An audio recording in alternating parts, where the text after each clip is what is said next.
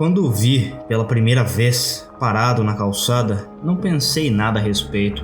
Certamente não pensei que ele ainda estaria lá em setembro. Demorei-me na janela por um momento. Decidi que a silhueta noturna do outro lado da rua era apenas um cara passeando e fui para o meu quarto dormir. Enquanto eu estava com os olhos turvos sobre a cafeteira na manhã seguinte, meus olhos se desviaram para a janela acima da pia. E um pequeno choque de adrenalina removeu a necessidade de cafeína. Ele ainda estava lá, e ainda de pé na calçada oposta, olhando para minha casa. Meus colegas de quarto tinham ido trabalhar há muito tempo, então esperei pelo meu café, me vesti e me aproximei da porta da frente e espiei pelo olho mágico. Ele ainda estava lá. Respirei fundo, me preparei para qualquer bobagem que isso implicaria e abri a porta. Seu olhar mudou para mim assim que pisei na varanda. Ele me observou enquanto eu caminhava pela grama. Ele ficou tenso quando pisei na calçada, mas depois pareceu aliviado quando cruzei e cheguei ao meio-fio. Parando por ali, mantive o asfalto entre nós. Eu não sabia exatamente como perguntar a ele o que diabos ele estava fazendo. O que foi? Ele parecia um pouco nervoso. Nada, apenas saindo. De onde eu estava, ele não parecia ser um sem-teto louco. Ele era apenas um homem de cerca de 40 anos, vestido com roupa azul escura, e eu vagamente o reconheci. Você não mora naquela casa ali? Eu apontei para a calçada atrás dele. Ele assentiu. Sim, é minha casa. Só saí pra pegar o jornal. Eu olhei para sua mão, onde ele estava segurando uma sacola laranja com um jornal enrolado dentro. Bem, parece que você já pegou. Eu pausei. Outra sacola laranja estava caída mais adiante, na entrada da garagem. Como se a que ele estivesse segurando fosse, na verdade, a de ontem. Ele não disse nada, apenas ficou lá com uma expressão nervosa mascarada. Foi você que eu vi ontem à noite? Eu perguntei. Sim, era eu. Eu olhei mais para baixo e vi que seus pés estavam descalços. Você não ficou aqui a noite toda, não é? Eu esperava que ele risse da ideia, mas em vez disso ele respondeu. Eu estava. Você esteve aqui a noite toda descalço? O pânico escorria sob sua máscara de calma polidez de uma dúzia de maneiras diferentes. Sim. Agora eu estava começando a me sentir mais do que um pouco estranho. Você vai ficar aqui o dia todo também? Ele se esforçou para falar, mas não pareceu mudar sua resposta. Eu poderia. Está um dia lindo aqui fora. Bem, isso era verdade. Era um dia lindo. Era um dia quente de verão. Claro e bonito. Bom, você poderia pelo menos não ficar encarando a minha casa então? Ele começou a encolher os ombros se desculpando, mas parou no meio do movimento e tentou se virar. Seus pés descalços nunca saíram da calçada, e a tentativa do giro foi mais uma torção das coxas para cima. Isso também parou rapidamente, e então ele disse... Seu olhar se moveu em um círculo antes de ele finalmente olhar diretamente para mim. Sua casa é bonita. Gosto de olhar para ela. Nessa altura eu estava ficando bastante irritado. Qual é seu nome? Russ. Russ? Prazer em conhecê-lo. Eu balancei minha cabeça, eu nunca tive que fazer isso antes.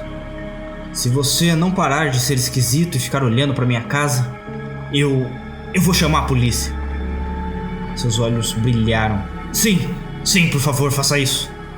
Essa foi uma reação estranha o suficiente para que eu realmente pegasse meu telefone. Eu fui criado para nunca envolver a polícia por qualquer motivo, mas isso era anormal o suficiente que eu senti que tinha que fazer. Eu disse ao despachante que tinha um homem estranho parado ao lado de fora de nossa casa e que ele estava lá literalmente a noite toda. Sim, a noite toda. Ele disse que 2 policiais estariam conosco em breve. Russ e eu não conversamos muito enquanto esperávamos por eles. Ele apenas ficou lá olhando para mim em momentos aleatórios e ao redor da vizinhança. A nossa era uma rua tranquila, povoada por pessoas simpáticas que se mantinham quase sempre fechadas. Nunca tivemos motivos para nos conhecer de verdade. Se tivéssemos, eu poderia saber mais sobre Russ, mas do jeito que as coisas estavam, ele era apenas um homem agindo de forma estranha. Sua aura de nervosismo mascarado se acalmou quando uma viatura dobrou a pista e se aproximou de nós.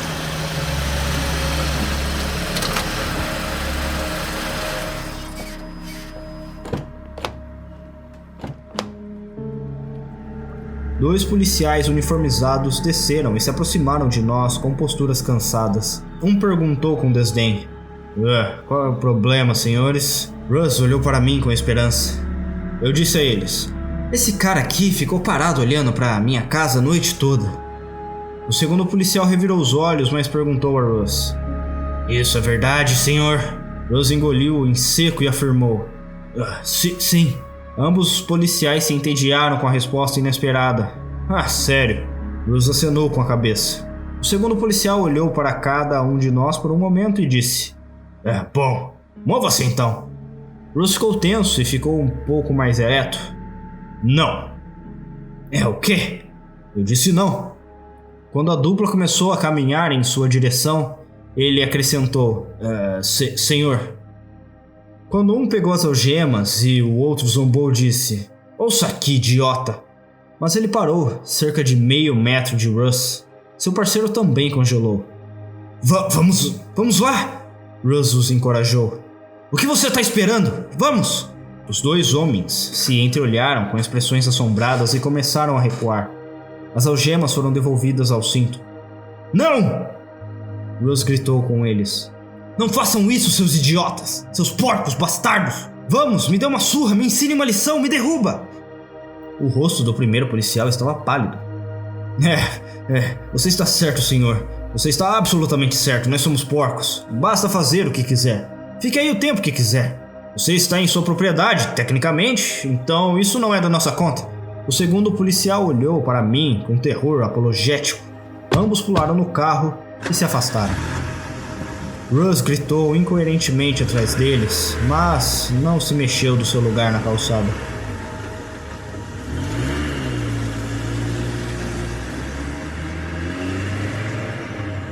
Liguei para a delegacia uma segunda vez para perguntar o que havia acontecido, mas depois de anotar meu endereço, o despachante disse para nunca mais ligar, e eu desliguei. A raiva sumiu de Russ quando ele viu abaixar o telefone, e fiquei ali, sem jeito, enquanto o homem adulto do outro lado da rua começou a chorar abertamente. Eu nunca tinha visto um homem de 40 anos chorando de terror absoluto e sem esperança. Russ, o que está acontecendo? Ele não conseguiu responder através de suas lágrimas. Olhando primeiro para a esquerda e para a direita, finalmente pisei na rua e cheguei perto dele. Tive uma ideia muito estranha, mas não conseguia articulá-la. As palavras simplesmente não vinham à mente. Uma consciência instintiva foi o máximo que consegui controlar. Eu alcancei o meio-fio oposto bem na frente dele e eu tinha a intenção de empurrá-lo para fora de seu lugar na calçada. Mas mudei de ideia a cerca de meio metro de distância dele. Teria sido estranho tocar em um homem adulto chorando. Eu voltei para a rua, confuso. Tentei uma segunda vez, a 2 pés de distância dele, literalmente ao alcance do braço. Mudei de ideia novamente. Ele poderia fazer o que quisesse. Quem era eu para interferir se ele queria ficar do lado de fora em um belo dia? Cada vez que eu chegava perto e mudava de ideia, suas lágrimas de terror aumentavam. Lembro-me de murmurar: tudo bem, que se foda. E recuei até o meio da rua para conseguir um espaço para uma partida rápida. Eu não conseguia articular o que estava fazendo, mas imaginei que um ataque de salto poderia funcionar. Eu me preparei então, lancei-me para frente, pronto para pular na distância adequada, mas quando fui pular nele, mudei de ideia. Eu diminuí e me afastei. Seu choro se tornou um rio. Apesar da sensação avassaladora de que algo estava muito errado, eu me virei e lentamente voltei para dentro. Eu ainda podia vê-lo pela janela da cozinha e comecei a cuidar dos negócios do meu dia com um horror silencioso que não conseguia reconhecer, que me atormentava o coração. Cada vez que eu olhava, Eu tinha esperança de que ele tivesse se movido, mas ele ainda estava lá, tremendo, chorando e procurando ajuda. Isso foi em junho. Uma mortalha pairava sobre nossa vizinhança. Onde antes meus colegas de quarto e eu tínhamos feito festas de jogos de tabuleiro e recebíamos uma dúzia de pessoas, agora comíamos magras refeições em silêncio. Sempre que um de nós pensava em falar sobre algo que aconteceu no trabalho, ou talvez um evento pelo qual estávamos ansiosos, soltávamos meia frase e então seríamos dominados por uma sensação de vazio. Quem se importaria com um show ou uma viagem a um parque aquático em um momento como este? Parávamos a frase no meio e olhávamos pela janela da cozinha, como um grupo. Sempre Russ estava lá. Ele evitou com sucesso queimaduras de sol perigosas, levando a blusa sobre a cabeça durante as horas mais claras. E ele tinha algumas árvores próximas para protegê-lo em outras ocasiões. Seus pés descalços aguentaram o pior. Ficaram vermelhos e ferveram depois de uma semana. Durante aquela segunda semana, nós reunimos diariamente como um bairro. Era impossível não tê-lo notado parado ali. E todos os vários moradores de nossa rua saíram para falar com ele, uns com outros, sobre vários assuntos educados, com tons tensos. Tempo horrível, dizia uma vizinha. O tempo estava lindo, muito lindo. O tempo está absolutamente terrível, diria outro de nós. Horrorizante, na verdade. Que diabos está acontecendo com o tempo? Lembro-me da mais velha de nós, uma mulher que passou pela Grande Depressão e era normalmente dura como pedra. Então ela chorou abertamente e soluçou. Por que diabos você ainda está fazendo isso? Bruce aguentou tudo isso, visivelmente esperançoso e apavorado. A velha gritou com ele. Por que você não simplesmente entra? Ele só deu de ombros e disse trêmulo. Não quero entrar. Eu amo queimaduras de sol nos pés. Ela se aproximou com as duas mãos para estrangulá-la, mas mudou de ideia quando chegou ao seu alcance. Você é um homem, você aguenta. Eu não deveria interromper o seu desfrute da natureza. Ela mancou em lágrimas, tremendo violentamente. Outro de nossos vizinhos deu um passo à frente. Pelo menos, leve essas roupas. Ele segurou uma camisa dobrada em um par de jeans para a frente, mas se virou antes de chegar perto o suficiente para entregá-los. Você provavelmente não quer minhas velhas roupas de segunda mão. Certo, Russ respondeu desesperadamente. Estou bem, mas obrigado. Era estação de chuva em nossa região e começou a chuviscar em nossas cabeças. Então, nos retiramos para nossas casas para olhar pela janela e observar Russ, ansioso, mantendo a boca aberta para o céu. Quando a torrente ficou pesada o suficiente, ele também pôde se inclinar e pegar água do fluxo que corre ao longo do meio-fio. Isso nos deu uma ideia. Como um bairro, começamos a lavar nossos carros com mais frequência.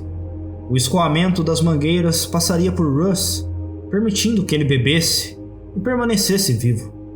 Mas apenas o tempo que fosse normal para lavar o carro.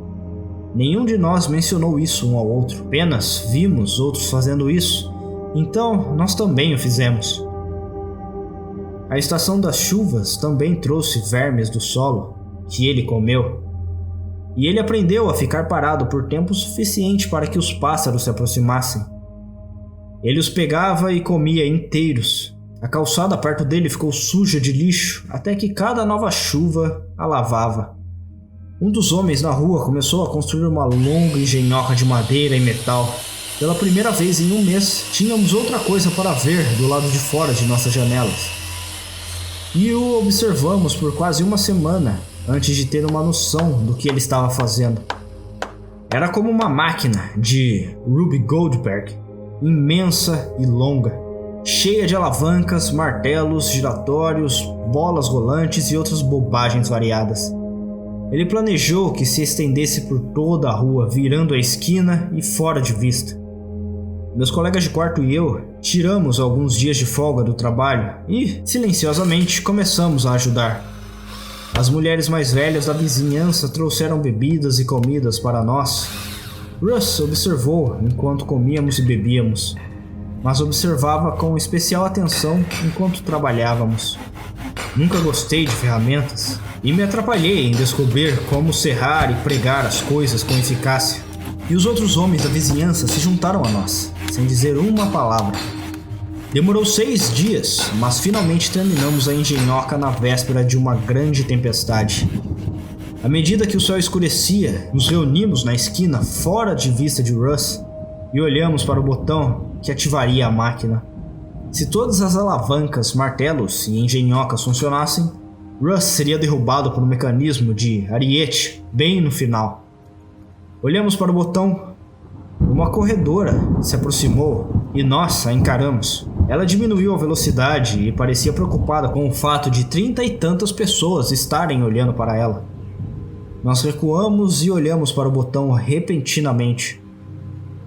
Você quer que eu empurre isso? Ela perguntou, cautelosa, mas preocupada. Isso é para algum tipo de vídeo de brincadeira?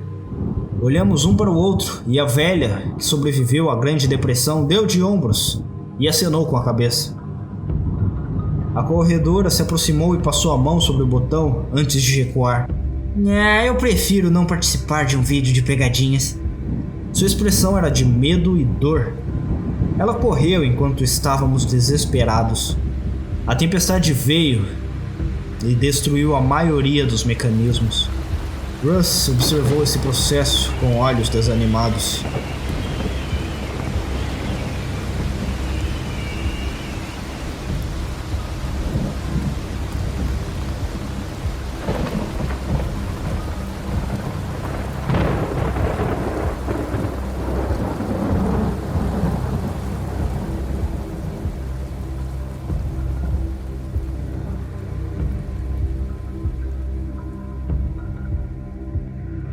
Um caminhão de mudança parou uma manhã e nos reunimos na rua para ver sua esposa começar a empacotar as coisas.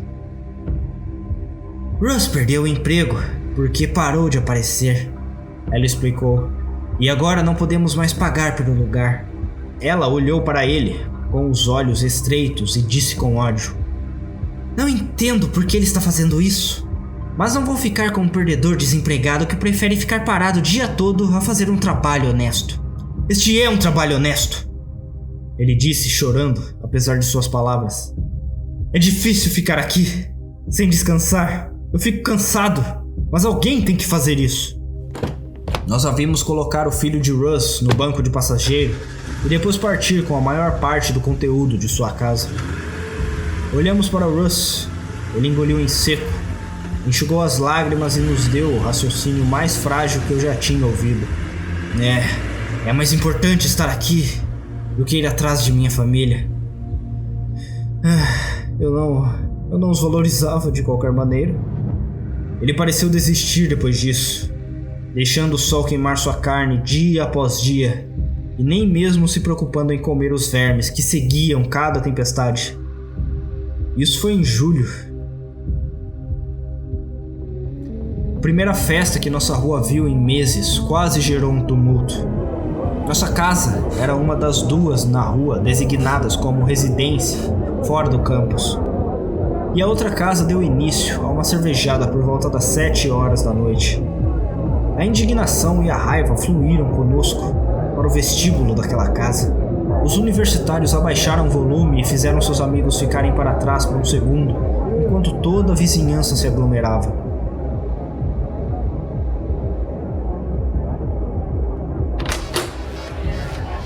A velha perguntou: O que diabos você pensa que está fazendo?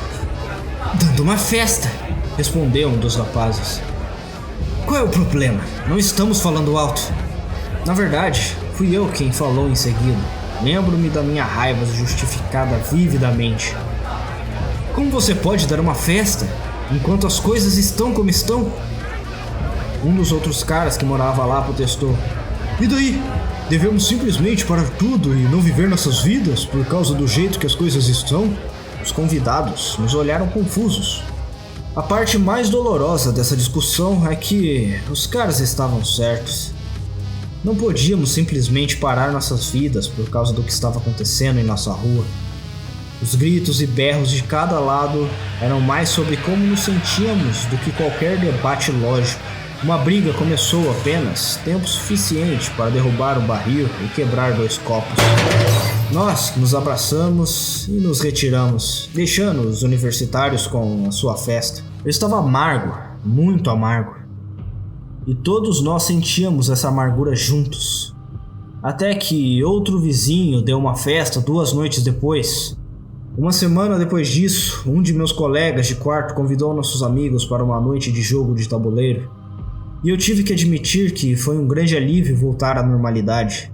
No final da noite, saí com o último de nossos amigos, falei uma última piada e ri e acenei para eles. Russ era apenas uma silhueta na escuridão, sempre lá, mas não mais em nossas mentes o tempo todo. Claro que, na manhã seguinte, a culpa me atingiu como um monte de tijolos enquanto eu estava em frente à minha cafeteira e estudava o espantalho vermelho, coberto de fervura do outro lado da rua. Suas vestes azuis estavam ficando esfarrapadas depois de meses fora, e ele parecia um cadáver queimado. Infelizmente, eu tinha um dia estressante pela frente e não poderia me dar o luxo de processar minha culpa naquele momento.